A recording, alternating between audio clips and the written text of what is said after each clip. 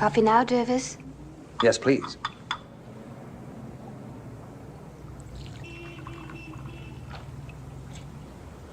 You know, last night was the most wonderful night of my life. I'll drink to that. Yes. And let's drink to today. Look how beautiful it is. I'm glad you like it. I ordered it especially for you. I suppose if you're a Pendleton, you can make anything happen. Can't you, Jervis? Not quite. Some things are in the lap of the gods. You know, Jervis, yesterday when I arrived from college, and you looked so stern, and you thought that I should not have come alone? Well, I have a confession to make. I was really terribly afraid and unsure.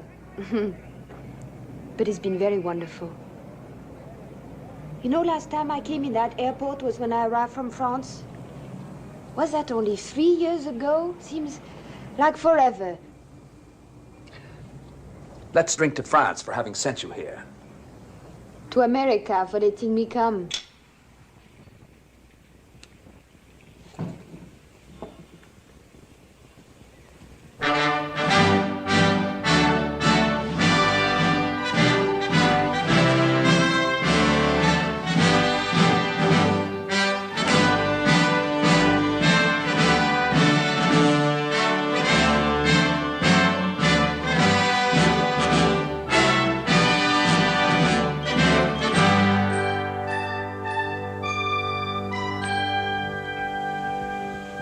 Connect me with 3203, please.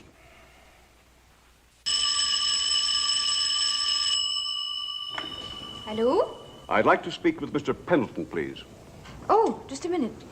Jervis, it's for you.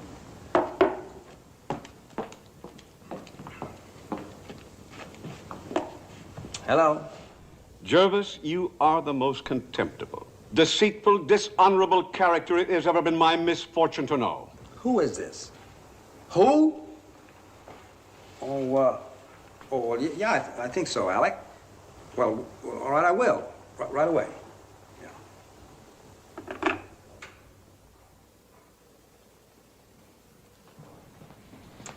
Yeah. Julie, I'll be right back. Just a few minutes. Where are you going? Some friend of mine wants to see me. You finish breakfast. It won't be long.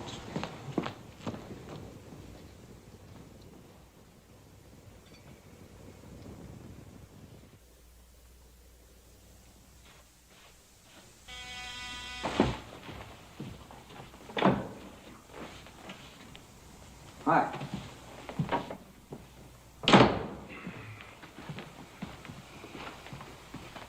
Well, I'm waiting. Say something.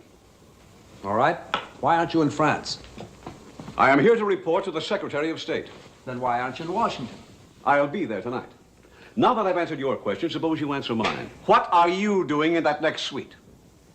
Why, you evil-minded... Jervis, the last time you accused me of being evil-minded was when you wanted to bring that young French girl to this country to educate her. Alec. Now, never mind what the newspapers would make of all this. How you enlisted the services of the United States government in your enterprise. Never mind the part I played. Let's leave all that out. Think of the girl. She is here on a student's visa. Her behavior is subject to constant scrutiny. She can be expelled, her passport picked up at a moment... Now, wait a minute. Alec, it is nothing like that. Jervis, I was on the terrace. Now, I'm no eavesdropper, but I'd have to be deaf not to overhear the conversation that you and the young lady were having at the breakfast table. Like what? Jervis, last night was the most wonderful night of my life. Even the most generous interpretation of that is horrifying. And serving her cocktails at this hour. Cocktails? Are you nuts? I distinctly heard the glasses clink. It was orange juice. Nobody clinks orange juice glasses. I haven't been out of the country that long. Oh, Alec, you've got it all wrong. I'm in love with the girl. Is she in love with you? I don't know. I was just about to ask her when the darn phone rang, and it was you. Well, I'm glad I was in time. What could the poor girl have said but yes? She could have said no. Don't be ridiculous. You've obviously swept her off her feet. You're older than she is. That's always very attractive. You're rich, and that's even more attractive. You've changed her life completely, for which she must be very grateful. She doesn't know anything about that. She doesn't know that I'm her daddy. Daddy what? Daddy Sugar? Oh, shut up. She only knows me as Jervis Pendleton, the uncle of her roommate. The uncle of her roommate. Doesn't that at least give you pause? Not particularly. I'm not the only man she's met in America. She's also interested in a Harvard graduate. Can he afford to bring her to New York and entertain her in this style? Well, Of course not. He's probably out looking for a job. he is not. He's working in Bolivia, in a tin mine. Now, if you'll excuse me. It wouldn't by any chance happen to be the Pendleton tin mine, would it? Well, he needed a job. Well, what's the matter with helping young people? It's an interesting hobby. You seem to have embraced it vigorously. Well, he applied for a job in Africa. The project blew up, and I just happened to have an opening in Bolivia. King David. What are you talking about? David sent Uriah into battle because he coveted Bathsheba. Oh, no. Oh, no. Oh, I've had just about enough. Now, look here, Alec. There's nothing underhanded or deceitful about this. It's true, I sent that young man. Well, he was going out of the country anyway. He needed a job, and I sent him. Sure, the girl is much younger than I am. I'm not denying that. Sure, I'm rich. There's no question about that. Certainly, I did everything possible to sweep her off her feet. But doesn't every man who's in love...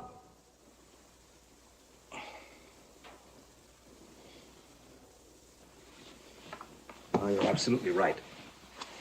It's insane. What was I thinking of? I don't know. You got a cigarette here?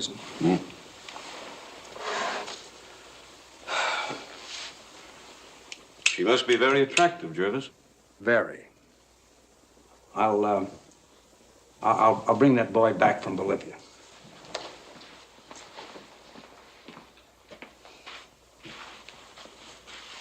Alec, have you any idea how many hotels there are in New York? Not the slightest. There are hundreds, thousands. But Jervis, I always stop here.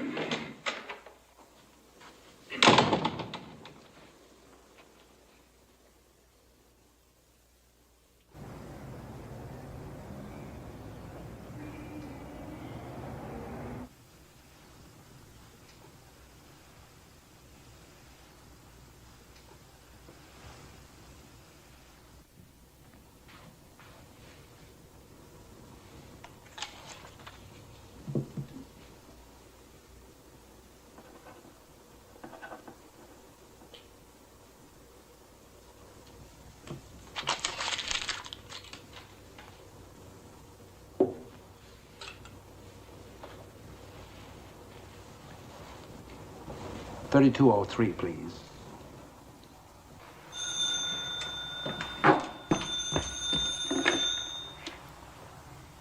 Jervis, where are you? What are you doing?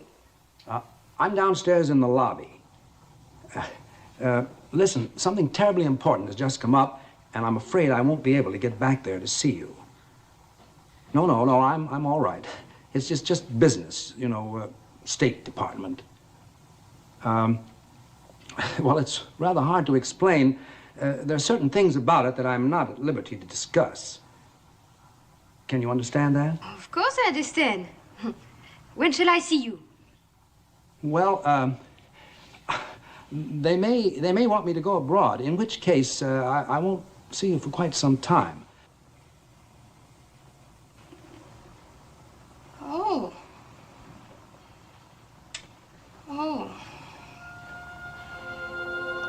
Oh, I see. I see. Oh, well. Oh no, I'm not upset. I'm just disappointed. Julie, I want you to see New York, and I'll send the car and the chauffeur or anything you want. Thank you very much. Did you say something? Well, bon voyage. Thank you. Take care of yourself, Julie. Goodbye.